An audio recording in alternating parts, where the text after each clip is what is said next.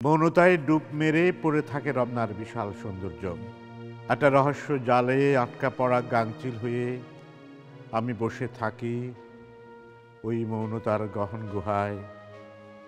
শিকারী কুকুর গন্ধ শুকে শুকে যেমন এগিয়ে যায় শিকারের দিকে, আসন্ন সন্ধ্যার গন্ধে উন্মিলিত তাজা অন্ধকার শত বাহু ডালপালা বেয়ে বেয়ে নেমে আসে রমনার শ্যামল উরুতে।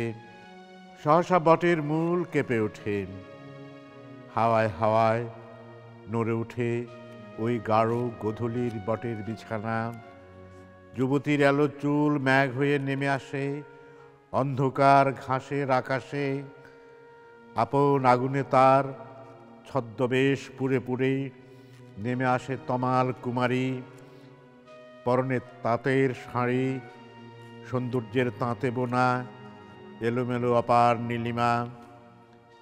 যুবতী হ্রদের তীরে ধীর পায়ে নীরবে দাঁড়ায় এবং সহসা খুলে ফেলে তার যাবতীয় শরীরী পোশাক এবং হঠাৎ ছাপ দিল থিগল হ্রদের জলে।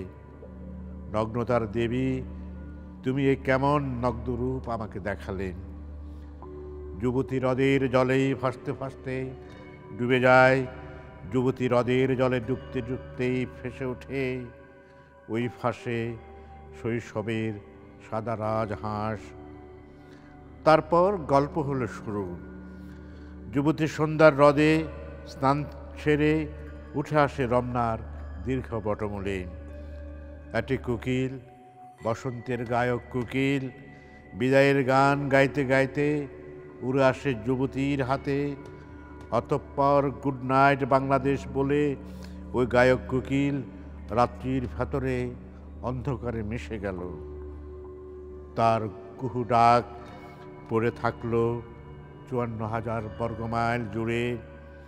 সেই কুহু ডাক, ওই কুহু কুহু ডাক আমার কন্যার নামে আমি আজ ছড়িয়ে দিয়েছি সারা দেশে, সারা পৃথিবীতে।